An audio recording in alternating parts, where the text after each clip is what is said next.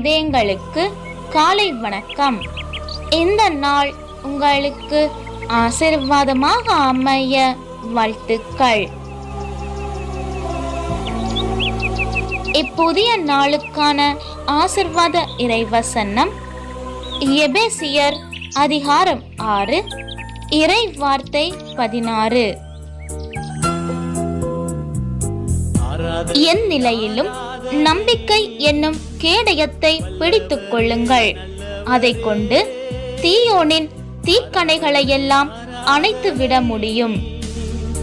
அற்புதமே அதிசயமே